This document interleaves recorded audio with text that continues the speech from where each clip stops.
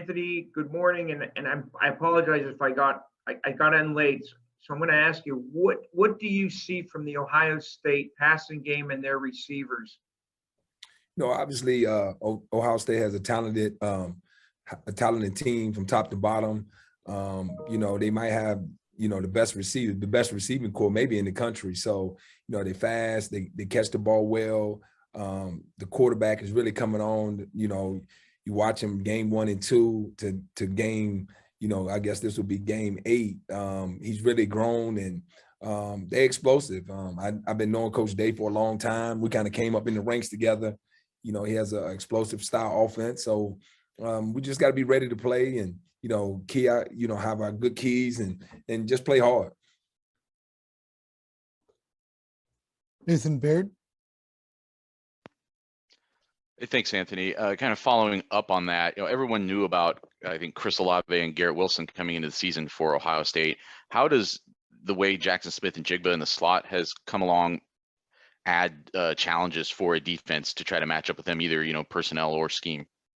Yeah, well, it just adds challenges when anytime you have 3 receivers with this kind of talent and this kind of capability, and this kind of explosiveness, you have to be prepared to defend on every snap, and they put a little bit of stress on your secondary. But obviously we got a good secondary that can rise to this challenge. So, and most of our guys have played against these guys, so which really helps. So we prepared, and the guys just got to go play hard and execute. Daniel Gallen. Hey, Anthony. Jaquan Brisker entered this year with a lot of hype, a lot of accolades, and it seems like through the first half of the year, he's lived up to some of the expectations from externally. What have you seen from him internally through the first half of the season? Well, he's just a humble kid. He come in every week ready to practice, ready to play, ready to perform. He prepared a certain way each week. I don't think any of the hype around him, he didn't bought into it. He just trying to get better each day, and he a beautiful kid that way, that he just want to show up, work, and do what's best for the team. Corey Geiger. Anthony, I'm looking. It looks like you had 12 interceptions in your college career. Penn State's dropped some key balls that could have been interceptions this year, including against Illinois. What is the value of making sure that when you guys get your hands on a ball, you got to catch the ball? Oh, it's great value, and we preach it all the time. We do more ball drills than any place I've ever been. But at the same time, when you're in the game, it's one thing catching it in practice, but when the moment comes to you in the game, you just got to make the plays. And our kids understand that, and it's not like they want to drop the ball. It's just, you got to really concentrate on making the play when the play comes to you. And from the naked eye, a lot of these plays look like routine, but hands in the way, get bumped. You just got to really focus up and try to finish the play, because it does affect the outcome of the game. Dan Hope. Hi, Anthony. What do you think are the keys to the success that you guys have had on pass defense this year? And, maybe what are the most important things that you need to do to be able to keep that up when you're going against attack like Ohio State's? Well, I think at first it start with personnel. I mean, we got talented kids in the back end. So, we all like to be patted on the back as coaches, but at the end of the day, some of these kids is very talented and they can cover people when some guys just can't cover people. So we got a talented secondary. I think the kids come in each week with the expectation that we're going to limit pass yardage, and, they just play hard, and Coach Pride does a great job of putting them in spots to make plays. Mark Brennan. Anthony, obviously Jaquan and Jair are both very good athletes, but could you talk about the kind of, connection they have to one another? I mean, how important is it for your 2 safeties to be kind of on the same wavelength back there when you're playing defense? Thanks. Well, they have a unique relationship because they played together at Lackawanna for a year, and they're close friends. They really close friends. So, you add the combination of that with their talent, and I think by them playing together before they got here, they kind of feed off each other and play off each other. So it's almost like one knows what the other thinking before, anything happens. So it makes it a lot easier for them to function in the game together. So I think they do a great job of playing off each other. They love playing football. They study together. They study the tape together. They do a lot of stuff together that make them play the way they play on Saturdays. John Petishnock, Hey, Anthony, I wanted to ask, how much do you work directly with Terry Smith, and in what ways has he helped you kind of get acclimated to Penn State, given his deep connection to the university? Well, me and Terry work very close together. We meet several times a week together with our DBs. Terry just been a good sounding board for me. Not being in this system, not growing up in this kind of system, to just tell me the nuances of the defense.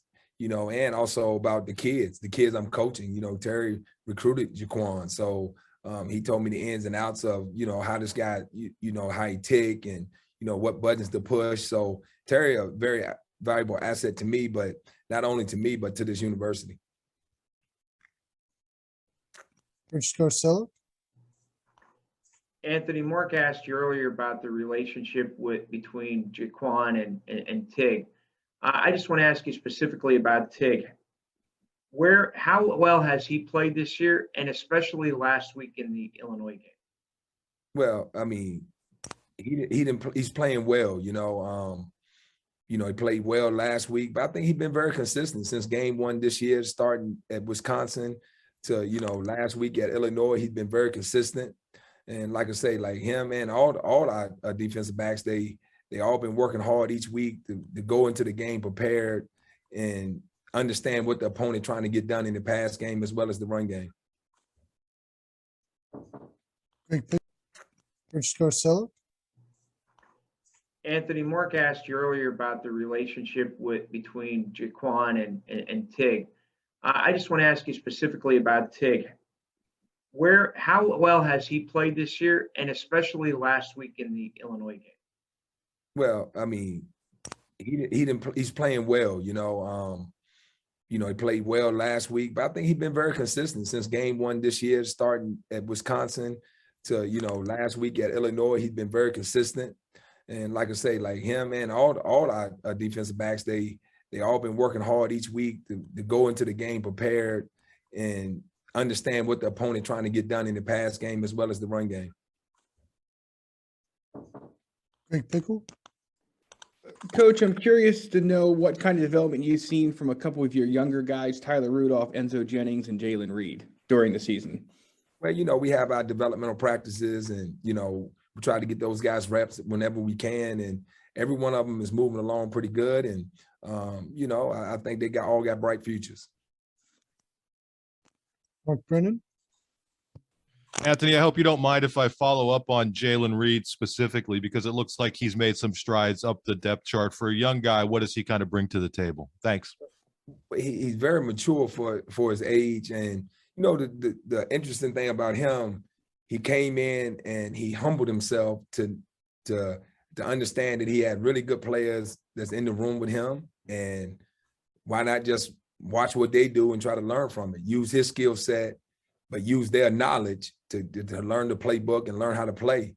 And, he underneath Brisker all the time, and he really listened to what he has to say, and he take it out to the field and he apply it when he get his reps. So I'm very impressed with how he's moving along, and he's going to be a really good player here. Corey Geiger, Anthony, CJ Stroud is a Heisman contender at this point. He's throwing for a lot of yards. What makes their passing game so effective? He does. I mean, obviously everyone knows in football from almost every level now, it's starting to trickle down to Pop Warner, but definitely high school, college, and pro, that the quarterback makes it go, and he can make all the throws. He looks very poised in the pocket. He's starting to get comfortable with the system and what Coach Day is asking of him. And the thing about it, he doesn't press. He don't try to force balls in there. He try to make smart decisions, and when it's not there, he either throw it away or he uses his feet to get out of trouble. So I've been very impressed with him to be a young quarterback, a young player in this league, to be doing the things he's doing. It's very impressive. Daniel Gallen, Anthony, you mentioned Jalen Reed kind of being underneath Brisker and really learning from him. How do you see Brisker kind of balance that mentorship role with kind of doing his own prep? And what is Brisker like from your perspective as a mentor? He a great mentor because he has patience. He has patience with Jay Reed. He listened to him. And you know, quite honestly, Jay Reed is a really smart football player. So at the games, Jay Reed be telling Brisker stuff that he see, and you know, maybe that Brisker or Tig or John or Keaton didn't see. He like, hey, look, I saw this when I was standing here. So he very alert, very attentive that way. And but Brisker a great mentor. And I think being a great mentor, you have to have patience with young players because they ask a lot of stuff. They ask a lot of questions. And, you know, I was an older player at one point. You know, sometimes you don't feel like answering the question, but if they asking, you know, the element of being a great leader is that you help them and try to get them to the level of where you at. Mark Brennan. Anthony, can you talk about the job your guys have done in run support? I mean, obviously it's not ideal when a safety's having 13 tackles, but when the opportunities are there, it seems like they're getting the job done. Yeah, I mean, you know, in this defense, they're asked to be run stoppers at times. So I think they buy into it, just like every guy on our defense buy into it. The system that Coach Pry has, which is a great system. You know, we have a job to do. You know, each defense that's called was to play deep field, deep middle field, you know, fit the box. You know, our guys, they know their job and they try to get it done to the best of their ability. And, you know, just each week might be different. So some weeks we might be more tackles and other weeks we might be less tackles, but that all depends on how the game's going. And, you know, obviously last week with Illinois, they tried to run the ball. So, you know, your safety's going to have a little bit higher numbers in tackles. Greg Pickle. Coach, how is the way you recruit safeties or the kind of safeties you look for, the prototype, whatever phrase you want to use, changed between the time you were a defensive backs coach at Virginia in 2009 and today? For me, it's always been about athleticism. I like guys that play multiple sports. I would prefer, you know, if they got a little bit of baseball background to them, you know, just because they can see the ball, track the ball. But at the end of the day, you know, you want tough guys that, you know, kind of understand how football is. You know, they might not be able to explain to you, but when you watch the tape, they can see openings, they can see the flight of the ball. Some guys just know, you know, and they just know how the ball gonna come out, where the ball going. So as I'm watching tape and watching recruiting tape, you know, I look for those kind of things. And I done had guys that been 5'10", I done had guys that been 6'2". So, you know, obviously you gotta have a certain height and weight criteria, I would say. But, you know, overall, you know, you just look at the tape and see how they play the game, because it's still, at the end of the day, you got to play football. We have time for a few more. We'll go back to Mark Brennan. Anthony, one of the reasons Jaquan came back was to obviously make himself more attractive to pro scouts. How do you think he projects at that next level? You've been there. I mean, you know what it's all about. How do you think he projects? Thanks. Well, I think for me, I think he has a unique skill set where, you know, if we really wanted to, we could play him at corner. So he got corner cover skills, but safety toughness, safety body, safety vision. So I just think he got a unique skill set, and whoever get him at the next level gonna really enjoy coaching him and having him on their team, because he can do so many things. Corey Geiger. I found that intriguing what you said about guys with a baseball background. Can you touch on that a little? I mean, do coaches, or are you looking for what are you looking for? Because baseball and football, you don't always see guys play both. You know, sometimes you do, but what are you looking for there? Well, the baseball thing is because I played baseball and I can see the value of, and that might be crazy, but it's just the value of, you know, you see so many guys that can't track a ball or take bad angles on a ball.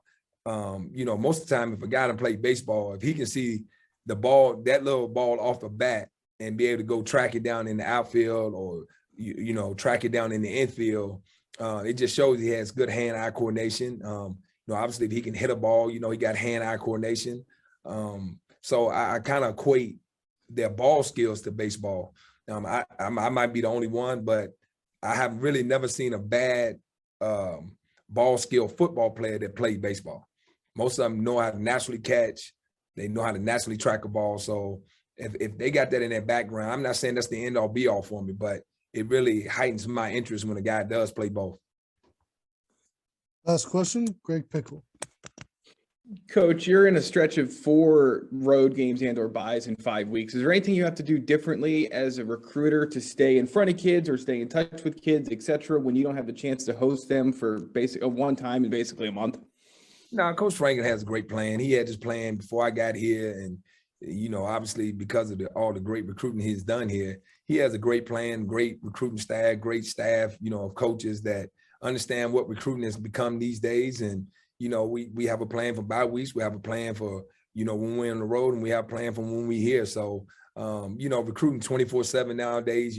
Constantly talking to recruits, talking to their coaches, talking to the people that's involved with making decisions. So Coach has a great plan, and we follow the plan. We should be just fine.